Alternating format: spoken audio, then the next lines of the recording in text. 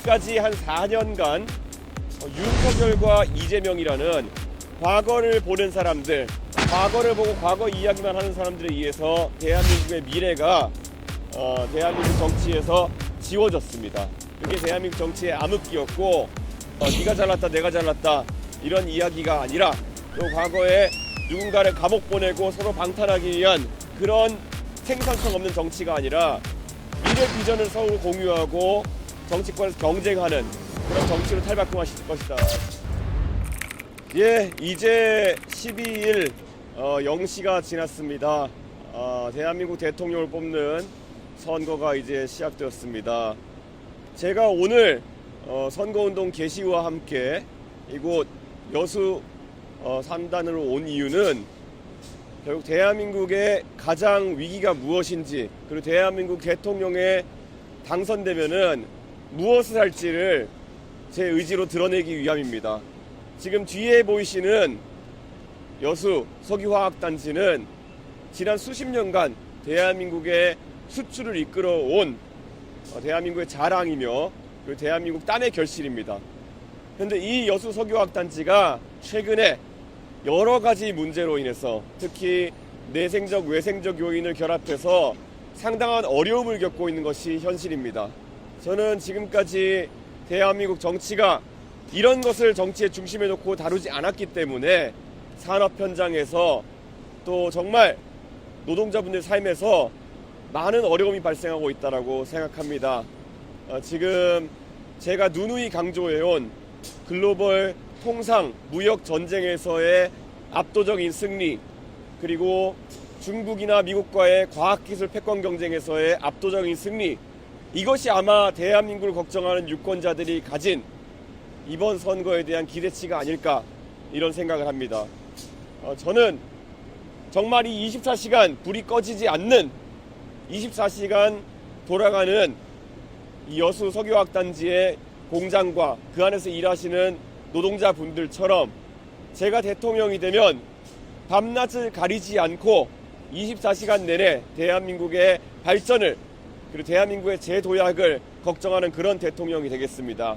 이번 선거 정말 밤새도록 뛰면서 대한민국을 위한 해법을 찾는다는 결기로 임할 수 있도록 하겠습니다. 예. 네, 질문 있으시면 받겠습니다. 예.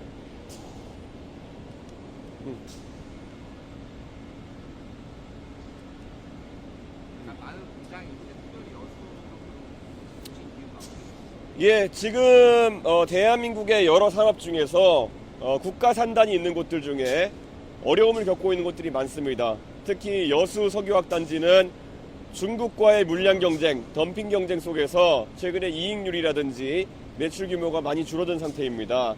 이것을 해결하는 데 있어가지고는 대통령이 될 사람이 외교적 강박, 통상에 대한 이해, 이것과 더불어 가지고 이 산업 전반에 대한 이해가 필요하다라고 생각합니다. 이공계 출신이면서 또 이런 글로벌 마인드를 갖추고 있다고 자부하는 저에게 어쩌면 제 의지를 드러내기 위한 최적의 장소가 아닐까 그런 생각을 하고 있습니다. 그리고 이미 지난 선거운동 준비 기간 동안에 제가 구미의 또 국가산단과 포항을 방문하면서 그 지역에서도 발생하는 여러 가지 문제들, 우리가 해결해야 될 그런 지점들을 확인했습니다. 지난 미국의 대통령 선거에서 누차, 러스트벨트라는 2차 산업지대에 대한 공약들이 주요하게 다뤄졌는데 저희 개혁신당에서도 그리고 저 이준석도 대한민국의 수출을 이끌고 지금까지 국가의 성장을 이끌었던 이 2차 산업단지들이 다시 한번 재도약할 수 있는 것에 많은 고민을 해서 해법을 제시할 수 있도록 하겠습니다. 이미 저희 아시는 것처럼 러스트벨트 근로자들을 위한 러스트벨트의 기업들을 위한 해외에 갔던 기업들이 리쇼어링하는 방법에 대한 저희의 대안을 내놓은 적이 있습니다. 그 외에도 여러 가지 노동 규제에 대한 부분들 그리고 임금에 대한 어느 정도의 자율권을 부여하는 그런 정책 등을 통해 가지고 이런 저희가 제시할 수 있는 2차 산업 진흥책들을 국민 앞에 내놓고 평가받을 수 있도록 하겠습니다. 예, 지금.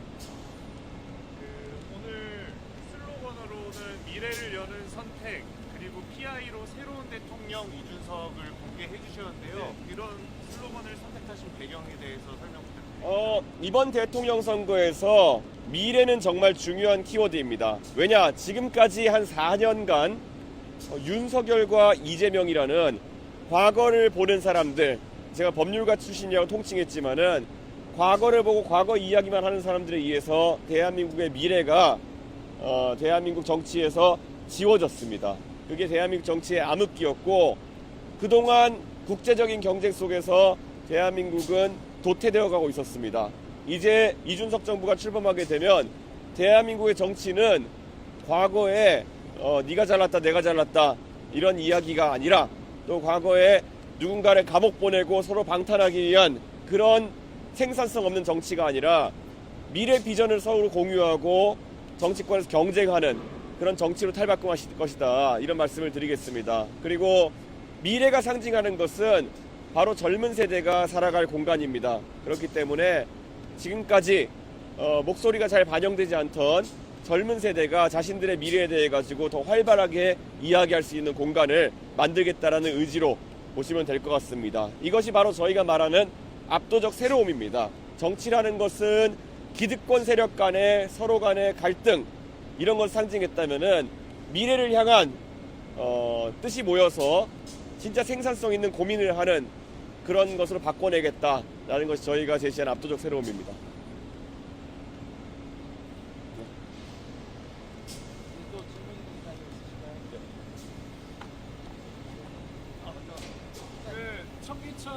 청계광장에서 출정하시잖아요. 의도가 좀 보이긴 하는데 좀 그 의미 좀 설명해 주시면 감사하겠습니다. 사실 청계천은 우리나라에서 보통 정치적인 그런 어떤 활동을 시작할 때 많이 시작점으로 삼는 곳이기도 합니다.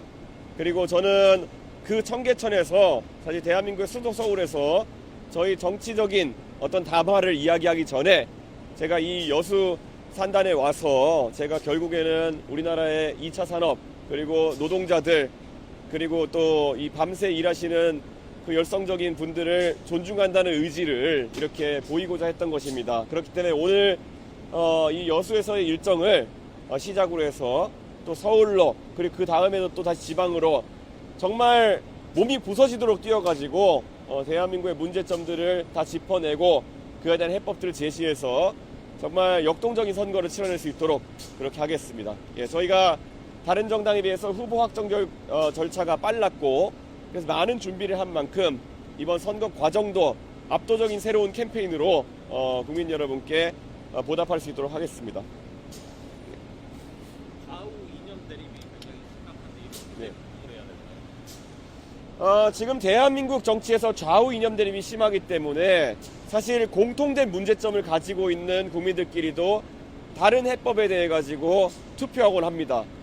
제가 봤을 땐 이곳 여수에서 지금의 2차 산업이 겪고 있는 문제라고 하는 것은 포항과 온산에서 어쩌면 구미에서 벌어지는 문제와 아주 비슷한 문제일 텐데, 이게 정치적 해법으로는 항상 서로 다른 성향의 투표가 일어나곤 합니다. 저는 더 이상 그래서는 안 된다 생각하기 때문에 제가 이번 선거의 슬로건으로 좌도 우도 아닌 앞으로라는 비전을 제시하고 있습니다.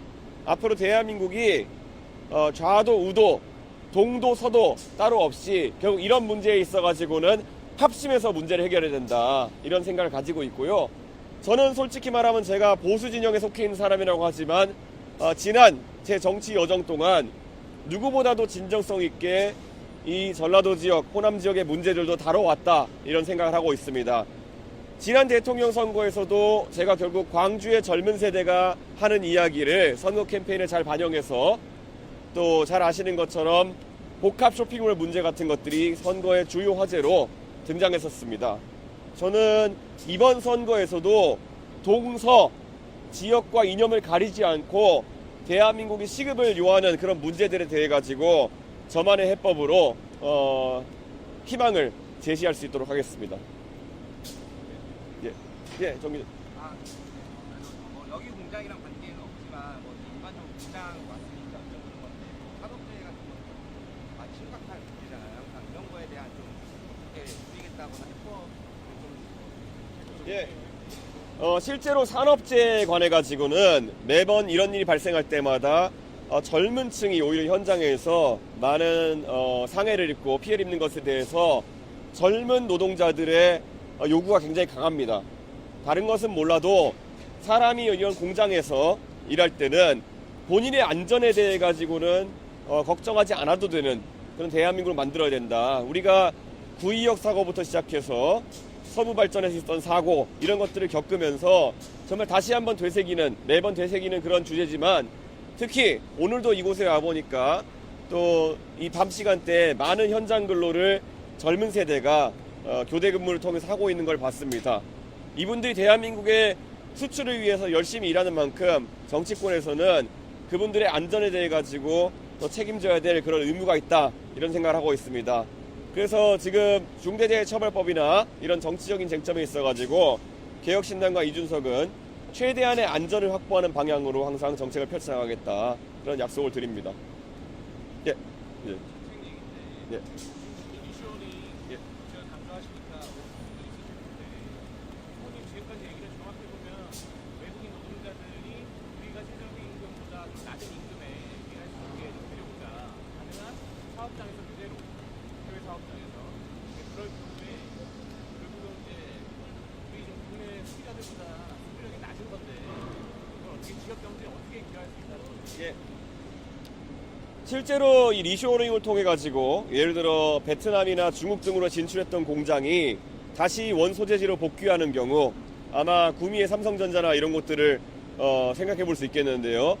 그럴 경우에 현지 베트남 같은 곳에 있던 노동 규제와 임금 수준을 그대로 가져올 수 있다는 말은 그게 최저 하한선인 겁니다. 결국에는 우리나라의 물가 사정이라는 것에 따라 가지고 저희가 뭐 그곳에 있는 노동자들을 강제 이주시킬 수는 없는 건 아니겠습니까? 그러다 보니까 지금 한국에서 고용되는 근로자들과는 좀 다르겠지만은 합리적인 선에서 아마 그런 부분을 조정해야 되지 않을까 그런 생각을 하고 있습니다. 이것은 노사 간의 교섭을 통해 가지고 아마 각 기업들이 적정선을 정하게 될 것인데요. 저는 그렇게 했을 때도 임금 면에서 리쇼어링 통해서 외부 노동자들이 들어오는 것에 상당한 경쟁력이 있을 거다 이런 생각을 하고 있습니다. 그리고 또 이 리쇼어링 정책에 대해 가지고 일부에서는 그럼 국내에 있는 다른 근로자들의 노동 조건에 대해 가지고 악영향을 끼치는 것이 아니냐, 혹시 한국으로 그렇게 돌아오신 분들이 다른 업종에 취업하시려고 하시면 어떡하냐 이렇게 말씀하시는 부분들이 있는데요. 저희는 여기에 대해서 911이라는 저희의 특별 비자를 제안했습니다. 그래서 이 특별 비자에 따르면은 애초에 리쇼어링을 통해서 들어오는 기업에서만 근로가 가능하고 다른 기업으로 옮겨서 취직하는 것은 불가능하도록 이렇게 저희가 제안을 하고 있습니다. 그렇기 때문에 다른 현재 존재하는 사업장들의 노동 조건에 전혀 영향을 주지 않을 것이다 이렇게 말씀드릴 수 있을 것 같습니다.